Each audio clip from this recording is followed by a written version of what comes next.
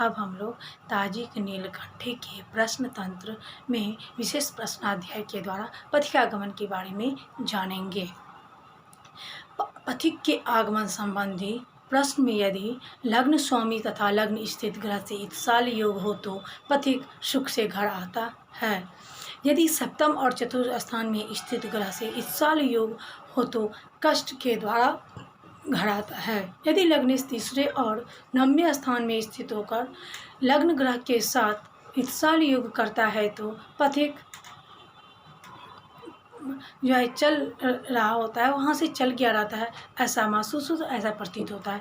यदि लग्न अष्टम और द्वितीय स्थान में स्थित होता हुआ दसम स्थान में स्थित किसी ग्रह से इत्साल योग करे तो अधिक पथिक मार्ग में है। यदि लग्न केंद्र में स्थित दशमेध से इत्साल योग करता है तो पथिक मार्ग में है, ऐसा प्रतीत होता है।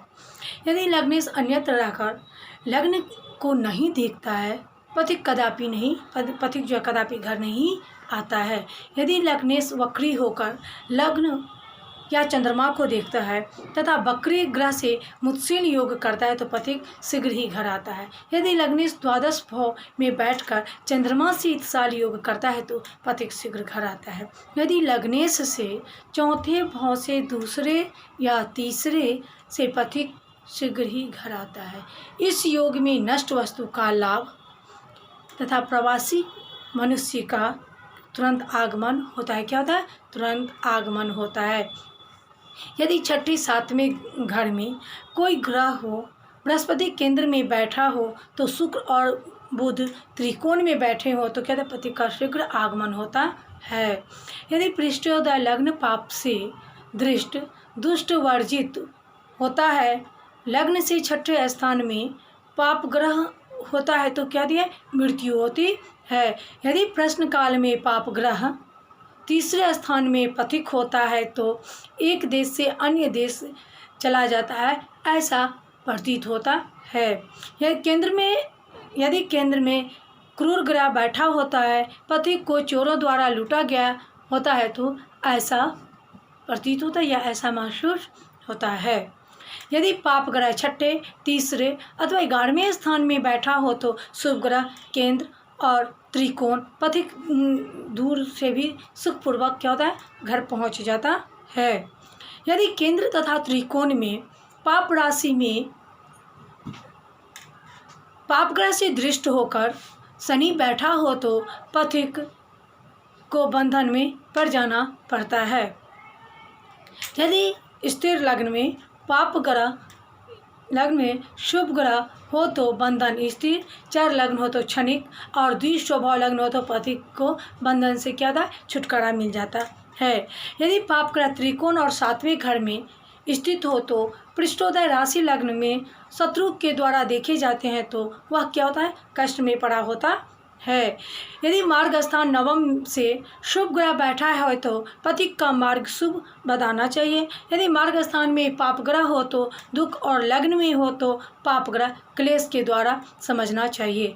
यदि लग्न में चर राशि या चर नवांश हो, चंद्रमा चौथे में हो, पथिक कार्य पूर्ण करके सुखपूर्वक घर आ रहा होता है तो सम्यक समझना चाहिए। यदि केंद्र स्थान में शुभ ग्रह हो, पाप ग्रह का अभाव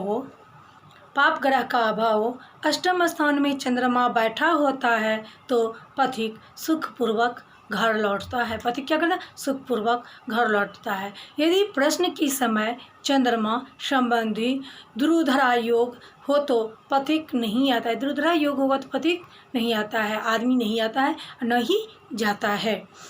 यदि यह शुभ ग्रह योग से युक्त हो, शुभ कार्य में बाधा न हो, पाप ग्रह से युक्त हो तो चौरादि की क्या हानि होती है। यदि लग्न में चर राशि स्थित हो, आना जाना नहीं है। चर राशि में स्थित होगा, लग्न चर राशि में स्थिर होता है तो आना जाना कोई प्रकोप नहीं होता है।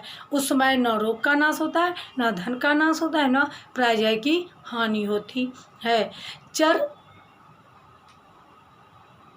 यदि चर लग्न विपरीत में हो तो द्विस्वभाव हो तो मित्र, द्विस्वभाव हो तो पूर्व भाग में स्थिर के समान और उत्तरार्ध में चर राशि के समान हो तो फल समझना चाहिए। क्या समझना चाहिए? फल। यदि प्रश्न के समय तीसरे या दूसरे स्थान में गुरु शुक्र बैठा हो तो पथिक सुखपूर्वक आता है। यदि चौथे स्थान में गुरु शुक्र बैठे हैं तो पथिक पूर्ण कार्य के घर वापस लौटता है, क्योंकि जो कार्य भी नहीं हुआ रहता वह कार्य भी अगर लौटता तो पूर्ण कार्य हो गया रहता है। यदि चंद्रमा लग्न की 7वें भाव में हो तो पृथक को मार्ग से जाना चाहिए। यदि मार्ग 9वें भाव का राशि के उत्तरार्ध में हो तो वही फल योग होता है। यदि शुक्र, बृहस्पति, सूर्य तथा बुध इनमें से कोई भी एक ग्रह 11वें स्थान में प्रवास का शीघ्र गमन होता है, 11वें स्थान में होता है तो वह प्रवासी का क्या होता है? शीघ्र गमन होता है। यदि 12वें में कोई हो तो गमागम कुछ भी नहीं होता है।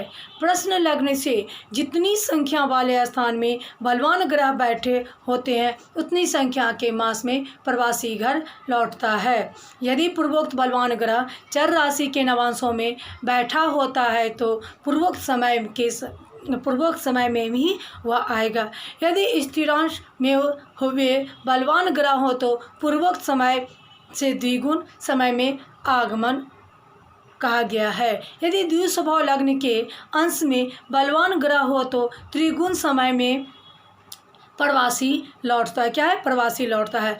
आगमन के प्रश्न काल में 7वें भाव का स्वामी जिस समय वक्री हो तो प्रवासी लौट आने की क्या करता है? इच्छा करता है। यदि चौथे तथा 10वें में शुभ ग्रह हो तो गमन नहीं होता है। यदि पापग्रह वहाँ स्थित होता है तो गमन करने का मन होता है, प्रयास होता है। यदि लग्न और लग्न स्वामी से 9वें और 12वें स्थान में जितने पाप ग्रह होते हैं मार्ग में उतने ही बाधा उत्पन्न होते हैं। क्या होते हैं? उतने ही बाधा उत्पन्न होते हैं।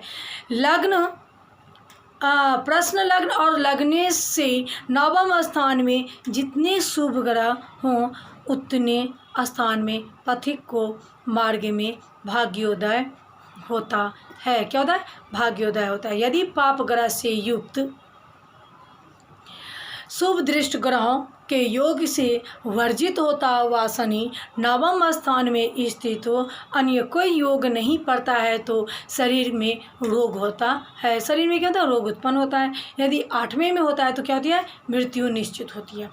यदि प्रश्न लग्न में 6ठे या 7वें स्थान में शुभ ग्रहों से ध्रुवधरा योग पड़ रहा है तो पथिक जो है नित्य और स्वामी के कहने पर क्या होता है? रुक जाता है, पर लौट कर कभी नहीं आता है। यदि पाप ग्रह हो तो शत्रु और चोर से क्या होता है? कष्ट का भय होता है। क्या होता है?